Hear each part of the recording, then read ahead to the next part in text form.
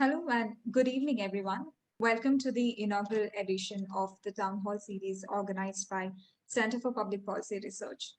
CPPR is an independent public policy think tank based out in Kochi in the Indian state of Kerala.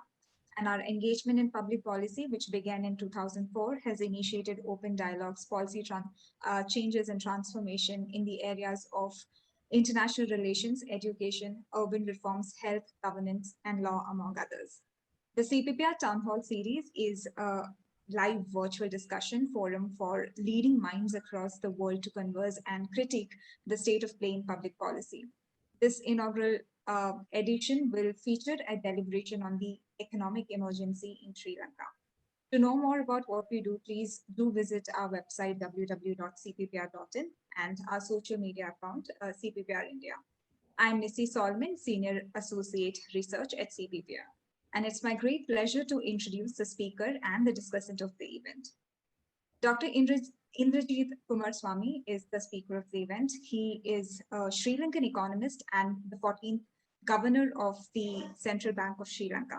He has served the Sri Lankan Central Bank for 15 years, working in departments of economic research, statistics, and bank supervision. He's also worked at the Commonwealth Secretariat, holding various posts, including Chief Officer Economics in the International Finance and Market Section, Director of the Economic Affairs Division, and Deputy Director of the Secretary General's Office, to name a few. Thank you so much, sir, for accepting our invitation. We welcome you. In conversation, we also have Mr. Shivdas Menon. He is an agriculture engineer by profession and a former chairman of Confederation in Indian Industry. He's a managing director at Sterling Farm Research and Services and has over 22 years of experience working in Sri Lanka and liaising with the Sri Lankan ministry officials. He's currently an advisor to Kerala's agribusiness company and actively associates with the state government to introduce technology in agriculture. We welcome you, sir. Thank you, Nismi. Thank you. Setting the stage for this discussion, very recently, Sri Lankan President Gotbaya Rajapaksha had declared an economic emergency in the region, and this was triggered by food shortage, rising inflation, combined with depreciating currency and depleting forex reserves. As we understand, these were only symptoms of the larger problem Sri Lanka has been facing for many decades now. And in this series, we are hoping that we dissect the factors that culminated into the crisis and also understand how the policies of the government and central bank are at the crossroads in managing fiscal health of an economy. For the interest of the participants here, I would encourage all of them to type in your questions to our speakers in the chat box below. Those joining from FB or YouTube can comment there, and our team will direct the questions to the speakers.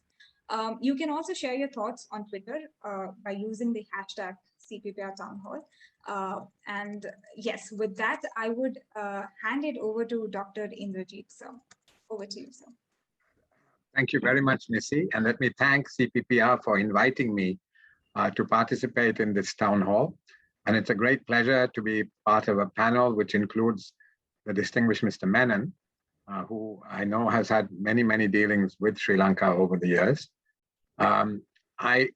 Before I go into my remarks, I must try and clarify one thing, because I think there had been a misunderstanding outside Sri Lanka on what that emergency was all about.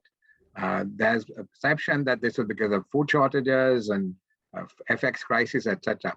Actually, in my understanding is that the emergency was declared so that the army could be used for certain civil functions like logistics. And I think they were planning to raid some of the traders' go downs because they felt there was hoarding. So this would enable the government to call upon the army, the armed forces services for some of these logistical and other activities, not because the food situation has deteriorated to the point where they had to declare an emergency. So I want to clarify that. So if I can get into the my presentation, Missy very kindly gave me a few themes to address, which I will do. But before I do that, maybe I'll just give a kind of thumbnail sketch of a historical perspective of post-independence Sri Lanka, from an economic perspective. At the time of independence, Sri Lanka was second only to Japan in terms of various socio-economic indicators. Since then, we have regressed. And there have been complex social, political, and economic reasons for this regression. But in my view, arguably the most significant causal factor has been macroeconomic stress. Right through the 70 years, there has been macroeconomic stress stemming primarily from the government's budgetary operations. There was some exogenous shocks too through the terms of trade, etc. But the most significant factor was the government's budgetary operations. If you look at Sri Lanka since independence, there has been a toxic combination of populist politics on the one hand and an entrenched entitlement culture on the part of the people on the other. And these two things have fed off each other, and we have had this macroeconomic stress all of the time coming from an unsustainable budgetary outcome. Interestingly, despite this regression in terms of a number of economic indicators, Sri Lanka's social development has, of course, been very good, similar to Kerala. In fact, Sri Lanka is often compared to Kerala. But, you know, Professor Joan Robinson, who is as far as you can get from being a neoliberal economist, given a sympathy for socialist economics way through the 50s and 60s, she visited Sri Lanka in the late 50s. And even she, from her perspective, said, you Ceylonese, as it was, Ceylon then, you Ceylonese have eaten the fruit before you planted the tree. So that is what really happened in whereas Sri Lanka was concerned. And this budget was pumping out excess demand into the system the whole time, bringing about inflation, bringing about balance of payments pressure.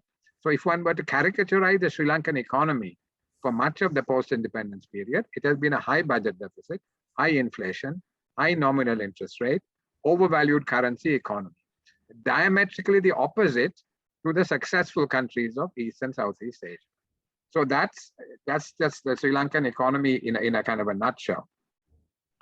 So we, if one were to again look at the Sri Lankan economy going into the pandemic, it had been for many years a twin deficit country, which is clearly the most vulnerable category of emerging market economies. We have a budget deficit and we have a current account deficit, which has been persistent and which is structural. So what are the underlying causes? Well, let me take the budget deficit first. There, the major problem is on the revenue side. Up to the mid-90s, Sri Lanka collected about 20% of GDP, sometimes somewhat higher number, as government revenue. That came down to 12 and 13% from sort of 2013, 14, 15, 16. It came down really from 20 to 12, 13%, even before the pandemic. And now it is less than 10. So it is this, and at the same time, expenditure is around 20% of GDP. So we have a budget deficit presently of about 10%. And there are rigidities in the recurrent expenditure side of the budget, which make it very difficult to cut recurrent expenditure. Almost 80% of revenue goes for public service emoluments. This is on the 2020 revenue number, which was only 10% of GDP. Clearly, when it was 12, 13%, it would be a somewhat lower number, but still very high. So 80% public sector emoluments. Interest payments, 70% last year. So when you have these kind of rigidities on the recurrent expenditure side, it's difficult to cut recurrent expenditure. But there are obviously efficiencies that have to be made. And if you look at our comparator countries, the overall number of 20% of GDP for expenditure is reasonable. So the challenge there is to improve the quality of public expenditure. Even our capex, you know, some of it has been wasteful, yielding very low returns. So improve the quality of public expenditure. But on the revenue side, we have no choice but to somehow get it up to at least 15% of GDP. So you have expenditure 20%, revenue somewhere around 15, and a 5% of GDP budget deficit can probably be financed in a reasonably sustainable way. Ideally, it should be closer to 3 or 4, but that's where we need to get. So that is really the challenge on the budget deficit side of the twin deficit. On the current account deficit, here again, if you look at what has happened, I should say, sorry, on the revenue side, one of the problems is in the years after independence for 30, 40 years, the main source of revenue was taxation of our main export crops, tea, rubber, and coconut variety export crops. They generated large surpluses. We taxed them and financed our free education, free health, etc. by taxing.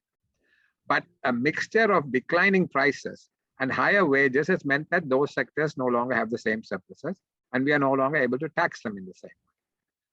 But the new dynamic sectors, like apparel, like tourism, when we don't have problems with tourism, of course, and IT, for instance, are all tax-free. They've been given tax exemptions. Because partly during the conflict, because there was a high war risk premium attached to the economy, you had to give all these concessions to get the investment over the hurdle rate of return. And because of that, we've kind of, the domestic investors have got used to these exemptions. And so we've lost the earlier sources of tax. What should be the new sources of tax have all got exemptions. And that equation has to be somehow sorted out. So we have to, and in the budget, upcoming budget in November, I think some headway will have to be made. I think in the midst of a pandemic, clearly you can't have a big fiscal adjustment, but we have to come up with a medium-term framework to adjust the fiscal framework so that it becomes more sustainable. And for that, it has to be revenue enhancement. Really, it has to be a revenue enhancement-based fiscal adjustment with efforts to improve the quality of public expenditure. On the balance of payment side, the current account deficit, again, we have a structural deficit, and it's largely from the trade account. Here again, exports of goods and services, which were 39% of GDP in the year 2000, have come down to 21% of GDP in 2019, before the pandemic. So again, this was, I think Mr. Menon will be talking about this, so I'll only touch this lightly. There was an anti-export bias in our policy mix, exchange rate, tariffs, etc. So you've seen this decline in exports. And that is what is really behind the underlying cause as far as the current account deficit is concerned. So there, clearly the challenge is to improve exports, non-debt creating flows, exports of goods and services, and FDI. With countries as large as China, as small as Singapore, have driven their export transformation through FDI. So that is the challenge there.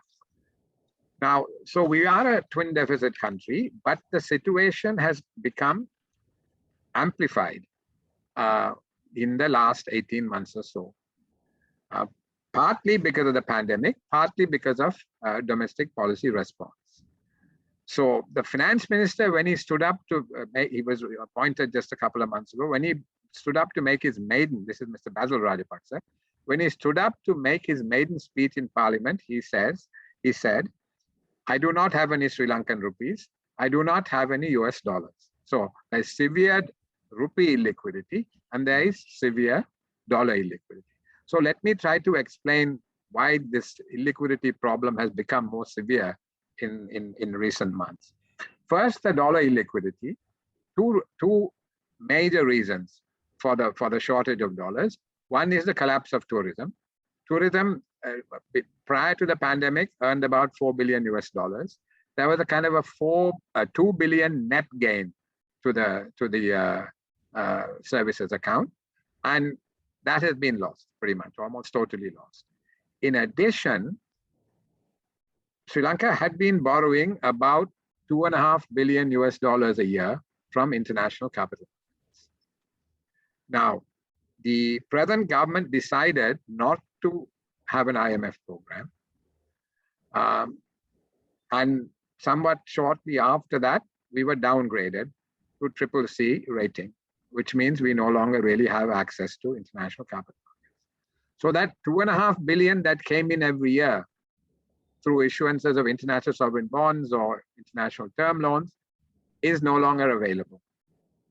So this kind of $4.5 billion, which for Sri Lanka is a large amount of money, right? I mean, our total exports of goods and services is going to be about, I think, 15 billion. So 4 billion was lost, 4.5 billion through this tourism shock, as well as not having access to capital. And that is what has really created this severe dollar illiquidity. Now, how do we get out of this? Clearly, I think we have, I mean, the government in its central bank governor set out a roadmap, and there is a, if you want to access it, it's on the central bank website, Central Bank of Sri Lanka website.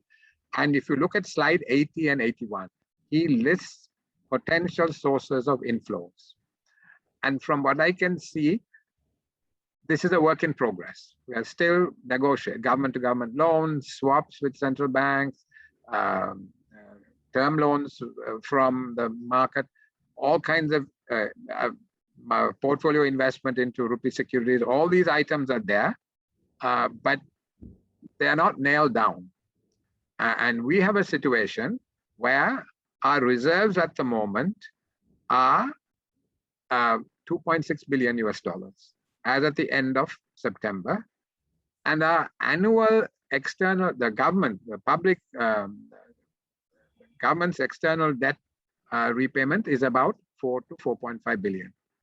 So you have reserve 2.6, 4 to 4.5 billion. So that is a potentially dangerous situation. And as I said, number of avenues, a number of channels that the roadmap identifies, but we need to nail them down. So that is so it's, as I said, a work in progress.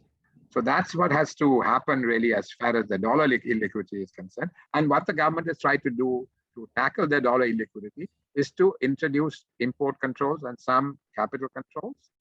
And the banks, commercial banks, are rationing their foreign exchange to their customers.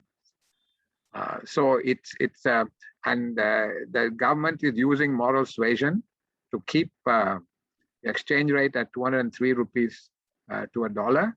I don't know how long that is possible, because the parallel market rate is now over 240 to a dollar. Then what about the rupee illiquidity?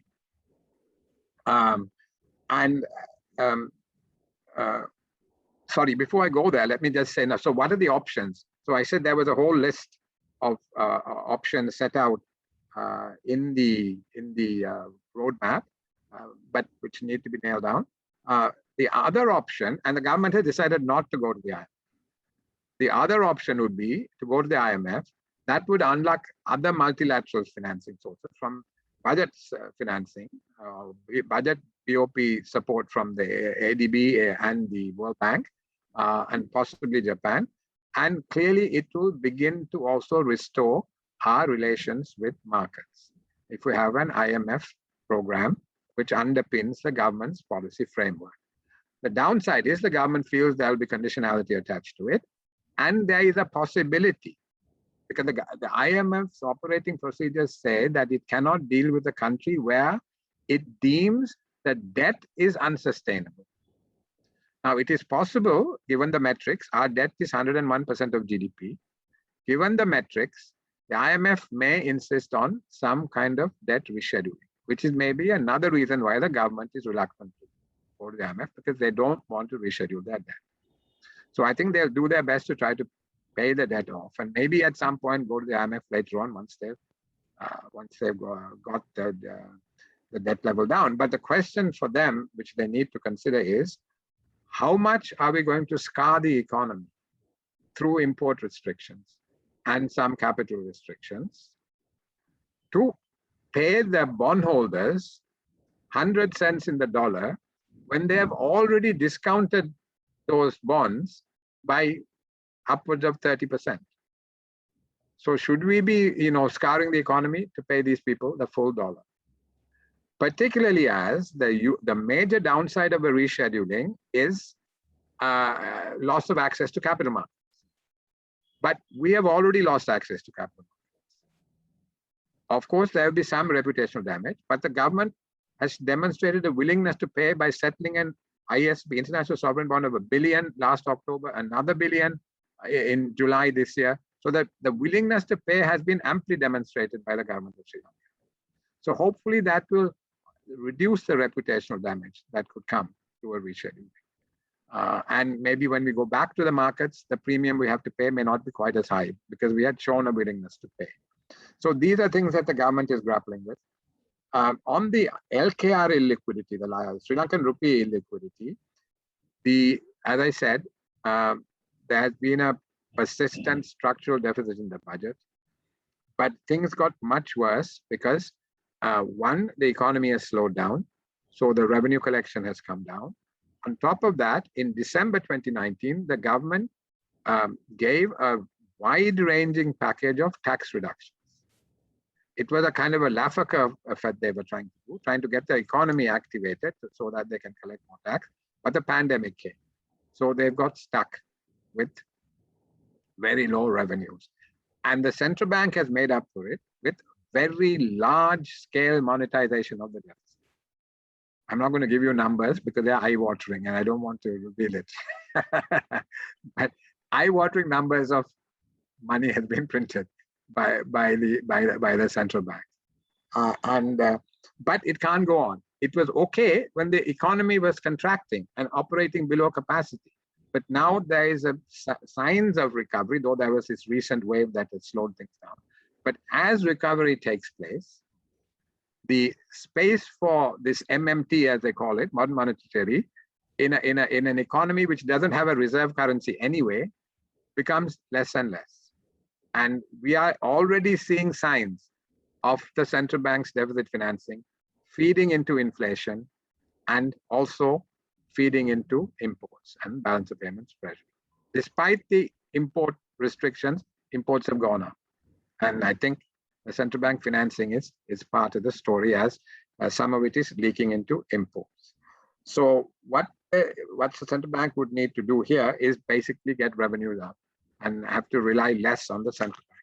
You asked me also to talk a little bit about the structural reform. I've run out of time, so all I'm going to say is one of the mistakes, certainly when I was in the central bank, we made, this collective responsibility, we managed to do reasonably well on stabilization. Inflation was okay, reserves were okay, the budget up to 2017, 2018 actually had a primary surplus, but 2019 with an election coming, everything went down the tubes as it always does.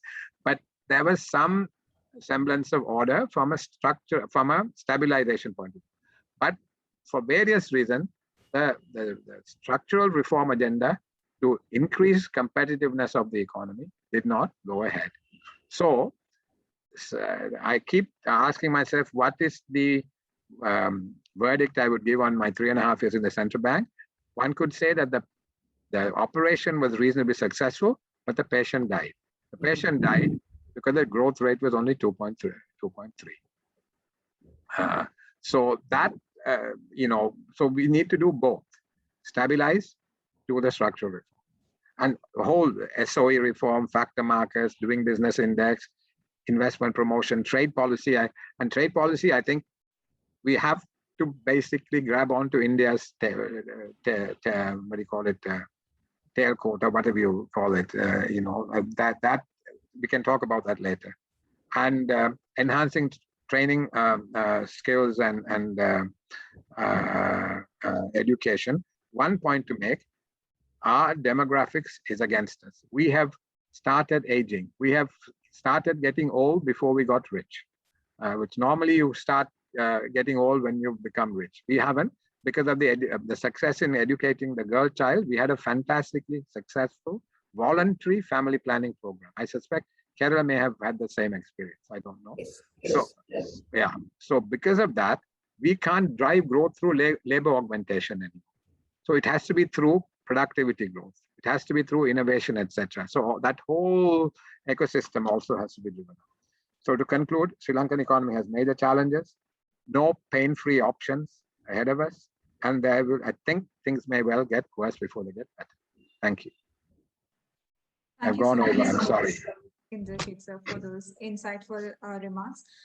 Moving to Menon sir, you've had long association with Sri Lankan Ministry in terms of trade and economic aspects between the two countries.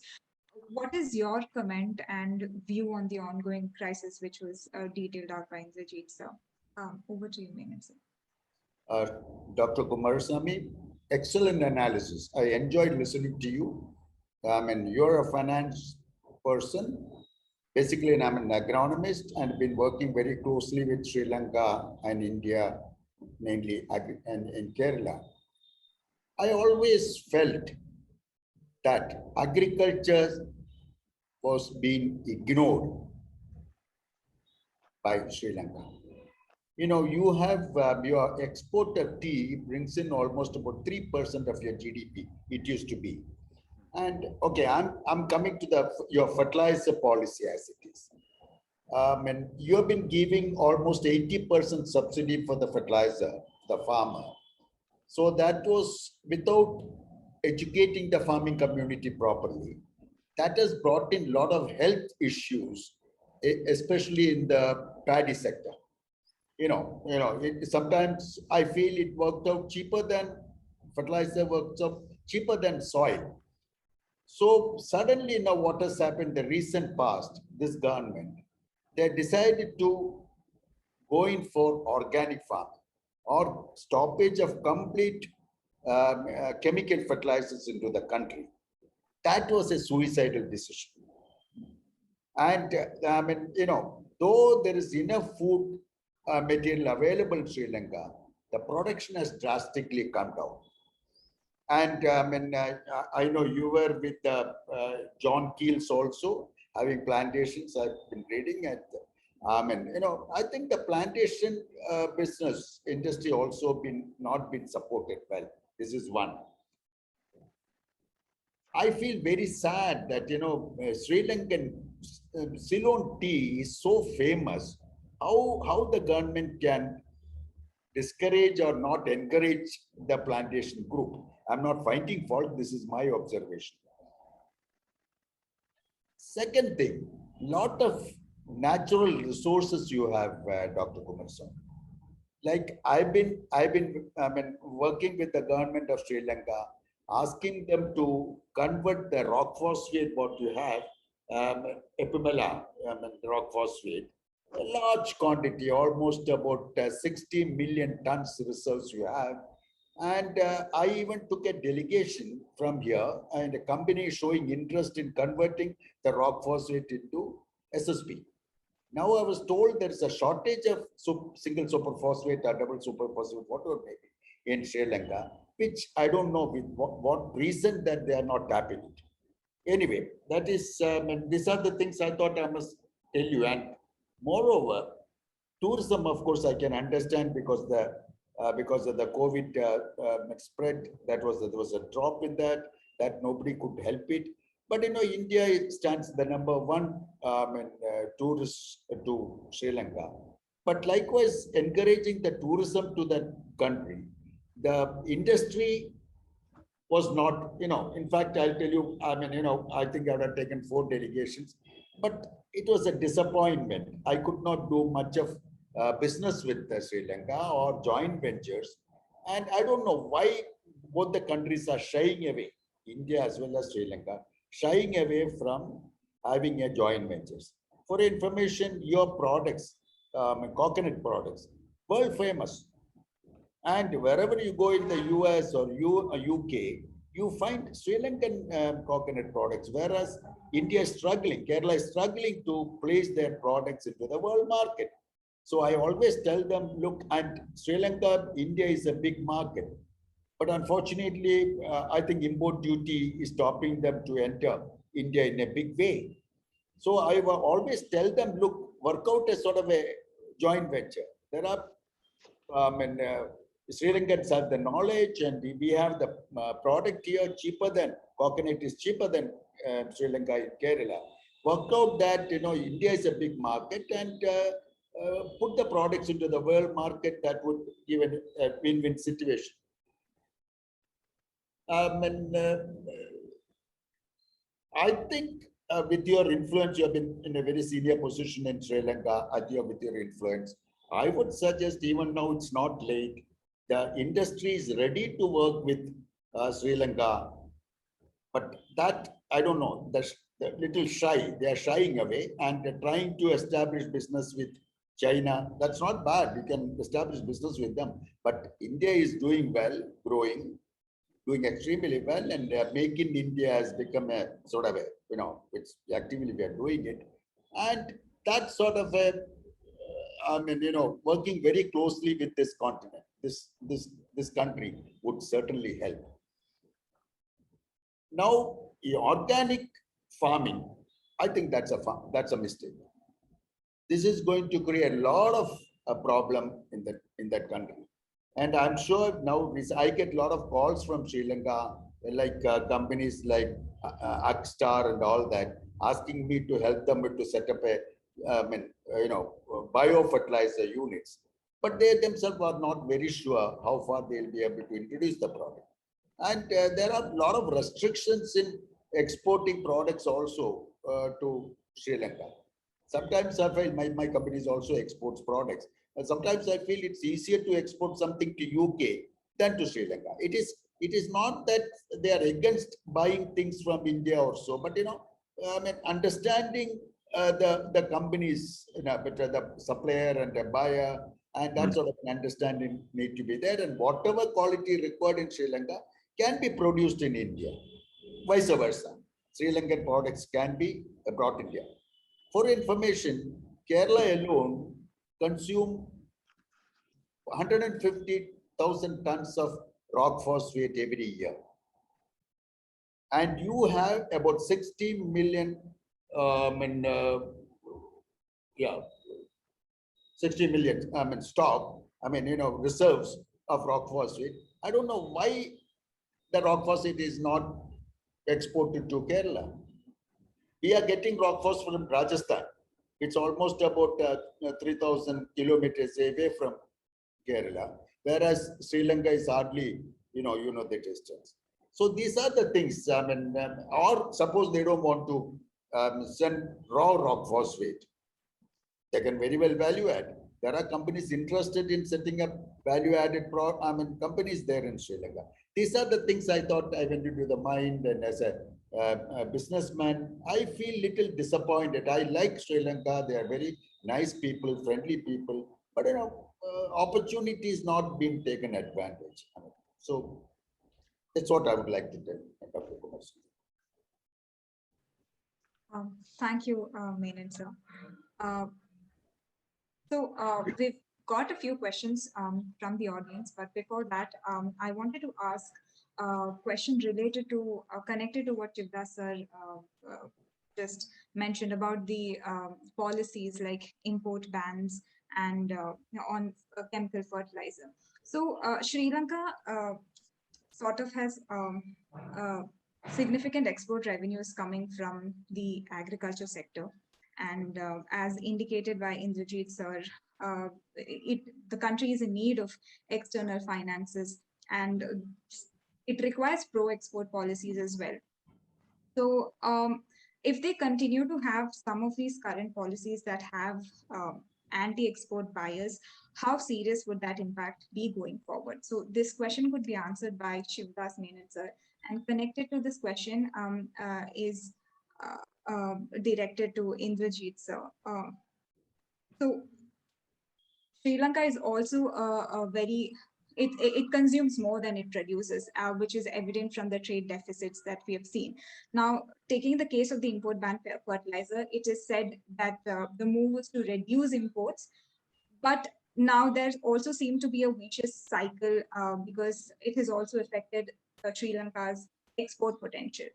So if at all there needs to be, there needs to be a balance between protectionism versus free trade, how do you actually strike that balance in an economy that consumes more? So the second question is for Indrajit sir to answer. So, Shivdas, yeah. Dr. Kumaraswamy, let him answer first. Yes, sir. Okay. May I, very before I answer that, because I agree so much with what Mr. Menon has said, may I just very quickly react to what Mr. Menon said?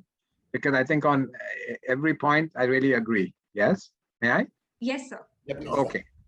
Just to say that, I 100% agree with you on organic farming.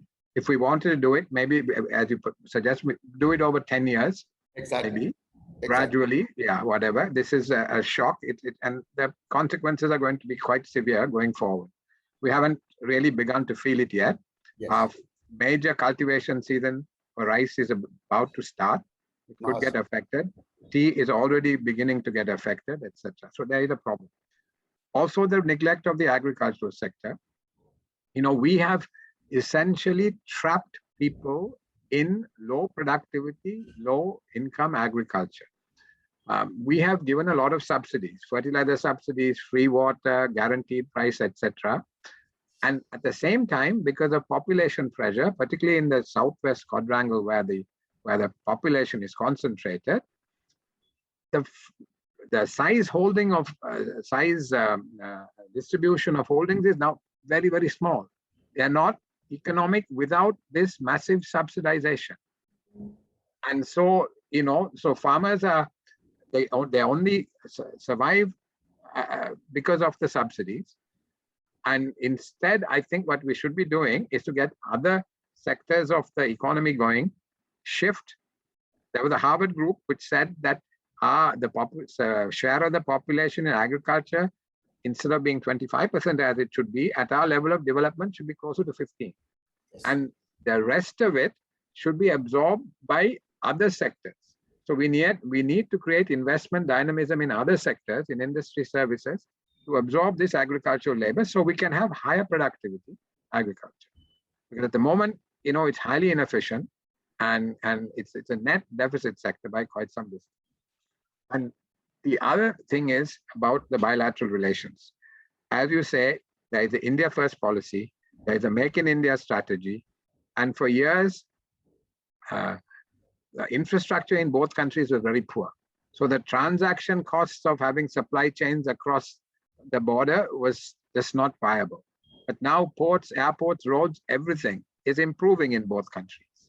So the chances of having greater production networks whereby Sri Lanka hooks onto these India's supply chains, that has become much, much more possible now. So these are things that we can take advantage of. And as you say, India has a lot of knowledge which we can use to develop our natural resources. One issue, if one is to be honest about it, we need to build trust.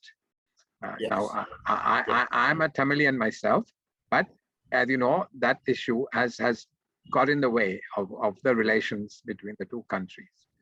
And so we have to find a way of moving beyond that so that they can be mutually beneficial relations. So you were asking me about import restrictions.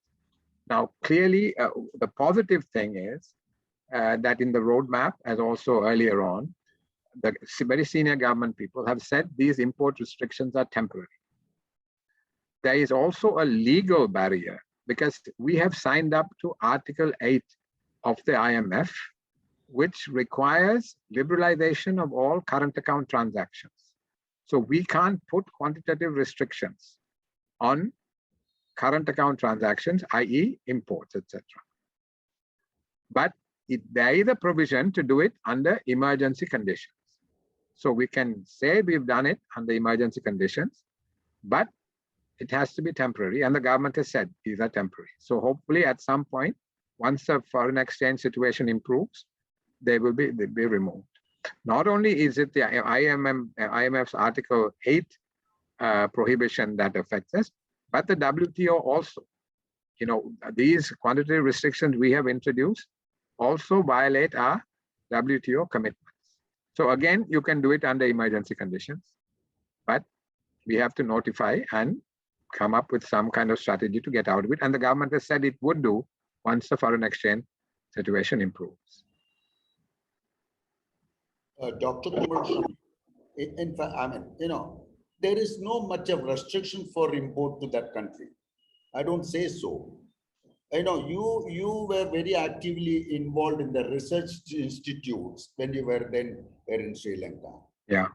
This is one of the problems. The material they want, they may be able to get long credit period and all that. But the thing is, lack of analyzing facility there in the port, that consignment stays over there for months together. So naturally, that is a discouraging, factor. These are the small things, not that it's a big thing, but it should be free flowing. See, as part of this, we've had this Indo-Lanka Free Trade Agreement, yes, which people always look at the overall trade balance and say, that it hasn't worked for us. But that is the wrong way of doing it. The trade balance actually goes against us mostly because of items not covered by the free trade agreement. yes. For instance, motor vehicles, cars, buses, motorcycles, all come from India. Yes. They come from India because they're the cheapest source. Correct. Not because they have a preferential access. If you look at the trade that takes place under preferential access, it is pretty even. In fact, some years it's in our favor because something like 70% of our exports to India come on a preferential basis, but yes. only about 15 or 20% of India's exports to Sri Lanka come on a preferential basis. Yes. So if you look at, when you're assessing the SLFTA, Indo-Lanka FTA, you have to look at the trade that takes place under preferential, on a preferential basis, and there it doesn't, work against us in many years. But now we need to extend it. We need to deepen the agreement in trade and widen it to include services, investment, etc. And several rounds, about 15 rounds of negotiations have taken place. So I think we now need to complete that deal. And from a Sri Lankan perspective, they also are trying to do something with China, a much shallower deal. But if they're able to get some preferential access to the Chinese market, I think we would be the only country in the world which would have preferential access to India, to China, and to Europe under the GSP Plus scheme. That's right. That's right. So that is a big kind of USP, if we can pull it off. Yeah. Doctor, I always felt that Sri Lanka should do better than Singapore. A lot of natural resources. Opportunities are plenty. I think, somehow even IT is not picking up there. I don't know why. There are a lot of opportunity for IT business there. Of course, tourism infrastructure is the best. There's no doubt about it. But value-added agriculture can also be concentrated, which I strongly feel business people, if things are a little more transparent, they will do a good job with all the restrictions from the government and all that. Now, I think India government is also, Adani is funding, they're putting up a port. That's something good.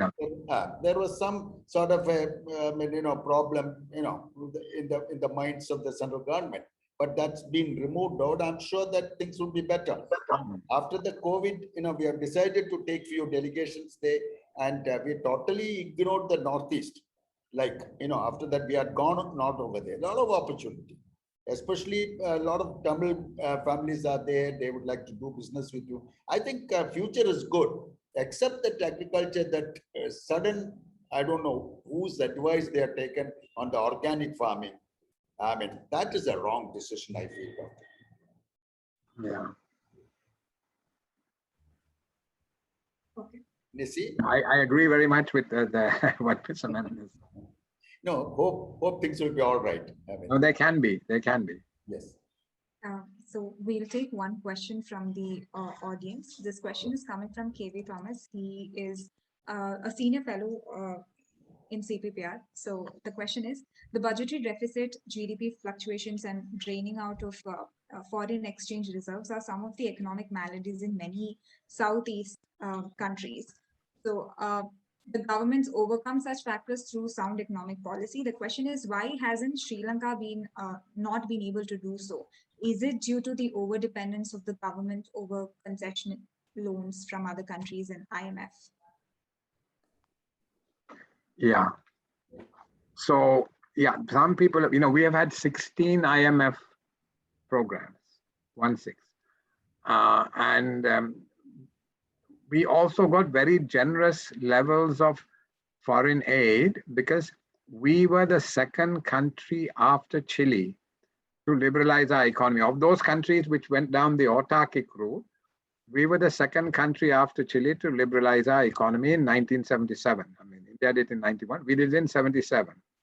Now, the main donors, the Western donors and Japan, were very keen to demonstrate good development outcomes in a country with a liberal economy and a liberal polity, because Chile was a dictatorship, right, when they liberalized. But Sri Lanka was a democracy. So they were really keen that there should be good development outcomes. And they threw a lot of foreign aid at Sri Lanka. And that spoiled us. We didn't take some of the tough decisions. So that is part of the story, right? But the major responsibility lies with us, that we should have been more disciplined. As I told you, the budgetary operations were, very populist.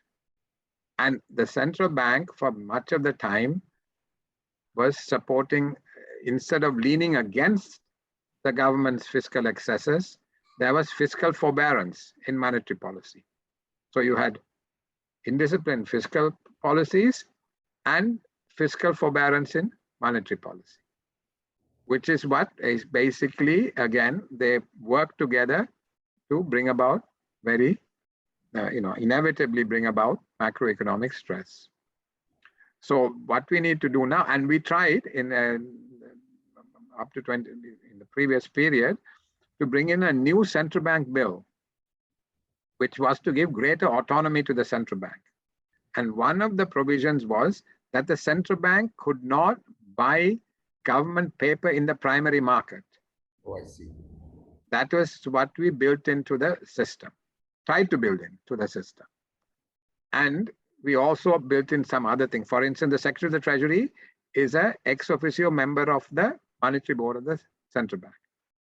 We had a new governance structure whereby there was a specialist monetary policy board, like RBI has, which would have technicians, and then another governance board where the Secretary of the Treasury would be there for overall governance. But for monetary policy, the Secretary of the Treasury would not be there. This was again to try to mitigate the possibility of having fiscal forbearance. We had a lot of resistance. Fortunately, we had a finance minister who was sympathetic, the late Mangala Samaruvira, and he helped us to get it into parliament, but we ran out of parliamentary time. And the new government does not want to go ahead. Because the general perception is that the central bank should be like another government department, that it should basically do the government's bidding. So our efforts, we didn't get anywhere. Hopefully it'll come up again. I'm sure. So the next question is to Shivdas. The present economic crisis in Sri Lanka would impact, the question is, how is the present crisis in Sri Lanka would impact India's neighborhood first policy, especially from the geopolitical economic angles, whether the lacunae in areas of free trade or export-import between India and Sri Lanka come in the way of regular export of items like rock phosphate, as indicated by you. Nisi, Sri Lanka is a very important country for India. No way we can ignore Sri Lanka. And I don't blame the Sri Lankan business people only. Indian business people also to be blamed for not taking active interest in establishing business contacts in that country and take it forward. And certainly, I mean, like products, agriculture products like tea, cinnamon, and even some coffee, all that being brought in here. There are some value-added product, industry there in Sri Lanka that also will be very badly affected if the product the quantity of production comes down, naturally the price goes up. This will impact. And moreover, I feel little sad that, Sri Lankan Ceylon tea is world famous. And that is not being marketed properly in India. I love tea. I love Ceylon tea, but unfortunately, it is just not available. So these are the things, there is a big market here, but I don't know why Sri Lanka is failing in bringing the product to India. So naturally, there will be some sort of effect, as Dr. Kumaraswamy said. And then I have a feeling that it's a year's time, it'll bounce back. Things will be all right, especially tourism. Everybody is waiting for the pandemic to settle down, and then they'll start traveling. And tourism, that's an immediate foreign exchange earner for the country. And next comes a little change in the organic farming policy that the government will take. I think 1.5 years time, Sri Lanka is back to normal. But I think they should maintain that, work very closely with the neighboring country like India. India is doing well. So that will be good for both the countries. This is my feeling. Yeah. So in the interest of time, I'll take one more question. This is directed to Indrajit sir. So Sri Lanka has drifted towards China for economic support, and it views China as a more reliable partner in enabling domestic economic development. So the question is, what are some areas of interest that India can, leverage on to improve their bilateral relations? Okay, I think on both sides, we need to focus on building this trust, as I told you. Yes. And I'm always very pleased when I hear the president said this even now, yesterday or day before, during Mr. Shringla's, is it Shringla? Am I pronouncing it right? The foreign secretary's visit to Sri Lanka, because he's been there in recent days. And the president gave a categorical assurance that Sri Lanka would never threaten India's strategic interests, that it would not act in a way that would threaten Sri Lanka's strategic interests. I remember reading in Mr. Shiv Shankar Menon's book that Sri Lanka is like an unsinkable aircraft carrier parked 20 miles off the coast of India. So that is the perception of the Indian security strategic establishment.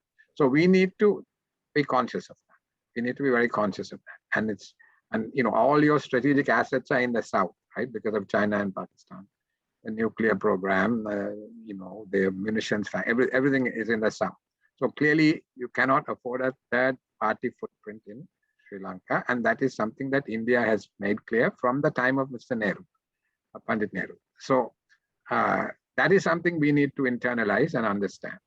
Because I keep telling my friends, just look at the map. Just look at the map. But that is all you have to do. And you have to work out what has to be axiomatic in our foreign policy and what has to be number one in our foreign policy. And if we do that, and if India is sensitive to some of the dynamics of the Sri Lankan society, and the tail doesn't wag the dog too much in terms of Tamil Nadu politics and the center, that also has to be the other side of the equation. Not that India shouldn't support the rights of all Sri Lankans. I mean, that should be there. But there shouldn't be an over-determination of Indian foreign policy from Tamil Nadu. So that is another factor. So on both sides, there are things we can do to build trust. Very true. Sorry, yes, please. I always feel when I travel from the airport to Colombo, the new road built by the Chinese, I said, how come India failed to get that contract? I'll tell you, it's a beautiful road, which used to take almost 1.5 hours before. Now it takes hardly about 45 minutes, not even half an hour. I mean, there are large companies like Larsen Tubro and all that in India could have done that. It's like Dr. Kumaraswamy, one thing I'll tell you, we look alike, we eat similar food, language also similar language. How come this, barrier? This has to be brought in. I keep telling, I said, unfortunately, and the politicians and the bureaucrats themselves, they are little hesitant. I said business people can do better job in bringing the two countries closer than the politicians. I straight away tell the bureaucrats here, but there's a huge opportunity. I think we'll continue to work very closely with the country. Personally, I love that country. It's beautiful and very nice to work with the people. They're very friendly, little lazy, too many holidays That's and all. because nature is too kind to us. Nature is too kind to us. We don't have to work hard to survive in Sri Lanka. That's it. So we also have a pool of students from the economics and public finance background. So can you briefly also tell what are the lessons that we can draw from the Sri Lankan crisis? The key lessons that we can take. Indrajit. One thing is, this is a lesson that the East and Southeast Asians learned after the Asian crisis. That is, you must have buffers in your economy to cope with shocks. You must have fiscal space to cope with shocks. You must have external reserves, which are an insurance against shocks. You must have strength in your banking system to take some shocks in terms of capital, in terms of liquidity, etc. Now, in Sri Lanka's case, we had no fiscal space. Reserves were not high enough. The only area we had some space was the banking system. And here I'll share an anecdote with you. I don't know whether you know the Basel III international standards, which were agreed after the global financial crisis. Now, when I was in the Commonwealth, we argued that these were gold standard kind of conditions they were trying to impose on developing countries, which would actually constrain our growth. And whatever it is, it went through, as it normally does, because of the weight of the countries which wanted this. And when it was being implemented, Sri Lanka was actually doing very well amongst the developing countries in terms of implementing. So I called the director of bank supervision and said, is this something where we need to be at the front of the queue? Because are we taking oxygen out of the system? Should we be allowing more, credit to be created, etc., to support growth, particularly as growth wasn't? He said, no, sir, this is something we must do because the strength and resilience of the banking system is something we have to maintain. And if we have this, it will be easier for banks to raise capital and, financing costs will be less and it's better. So he actually persuaded. And it's just as well we did, because the banking sector is what has carried the day in terms of responding to the pandemic. Our fiscal stimulus was only 0.8% of GDP, the lowest in the sub-region. And so it's the banks have given moratoria, they've given special credit schemes. The central bank, of course, also did all this money printing. But it is the banks, because there was space by us implementing the Basel III. So it just shows you that you have to have this buffer. In the banking sector, we had buffer. So the banking sector has responded. Fiscal sector, no buffer. Poorest response in the whole of the South Asian region. And reserves, we're under severe stress. So that is one lesson is, this is what the East and Southeast Asia. Now, no country in East and Southeast Asia, to the best of my knowledge, has put in import controls or anything like that. They had enough buffers to deal with the situation. And even their fiscal response has been far more aggressive. So that is the biggest lesson, I think, that one should draw. And in Sri Lanka, we need to work towards building those buffers because we tend to have a very short-term perspective. Partly because, I think it's impossible to separate politics from economics. It's naive to think you can. But in Sri Lanka, politics dominates economics. To an extent, I don't think one sees in, other countries. And so it's political expedience that tends to drive economic policy most of the time. We get into trouble, we go into an IMF program for a year or two, we behave quite well. Then again, we are back to our usual ways. So that's the key lesson. I'm taking up a lot of time. So let me say that's the biggest lesson. And you have to have good macro fundamentals. You have to run your fiscal policy, monetary policy properly, have a competitive exchange rate, Those things you have to do and create a good business climate Yes, yes, Absolutely. for Sir. domestic and foreign investors. export. All right. So thank you so much, Indrajit sir and Menon sir, for these interesting insights. I think we have reached our time. So I'll just wrap it up.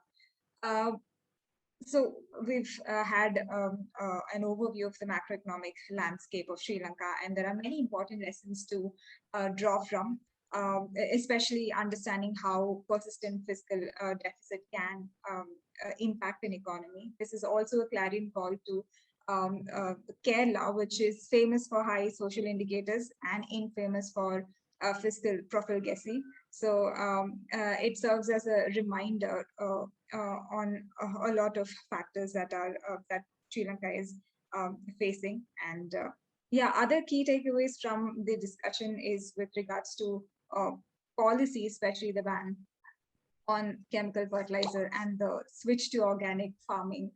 It serves two important reminders. One is that policy should be initiated giving reasonable time frame for economic agents to, adjust, besides the fact that it should also be cognizant of the cost of transition. And second is how restricted policies can be detrimental to an economy, because much of the immediate crisis we see today is an outcome of those policies as well. And one of the policy levers they could have pulled, given the depreciating currency, was export too, but failed due to some of the domestic policies. So that is another point to take from the discussion. And last but not the least, given that India is one of the top importers of Sri Lanka, India does have a definite role to play, more in terms of strengthening its business relations and by boosting Sri Lanka's forex revenues as well. So these are few things, and the biggest lesson that Indrajit just now indicated is that a country should have buffers and fiscal space to deal with the shock, and it also needs to have a very resilient and strong banking system. So with all these points and takeaways, we would like to conclude the session. I once again thank Dr. Indrajit sir and Menon sir for this insightful discussion. I would also thank all the participants for logging in and listening so intently, and also participating through questions. It was a very enriching experience. With this, I would formally close today's proceedings. Thank you. Doctor, Thank you for having me. the doctor, I think you should come to Cochin. Well, there is, of course, I would like to, and I must say that there is so much that is in common between you all and us, not just the economic characteristics, but food habits. Exactly. And many Sri Lankans, their origins are from Kerala. So yeah, there are a lot of links between us. I would like to spend a good evening with you here. Come, your phone number is with you there. It's in the email. Okay. And there's a direct flight from London to Cochin now. Air India's flight. I see. Okay. Okay. Yes, No, I'll be back in Sri Lanka by January. So it's there's an even shorter flight there. Yes. Sometimes I'll be seeing you in Sri Lanka. Hopefully. Very much so. I hope that's so. All the best to you, doctor. Thank you. All the best. Thank you, Thank sir. you.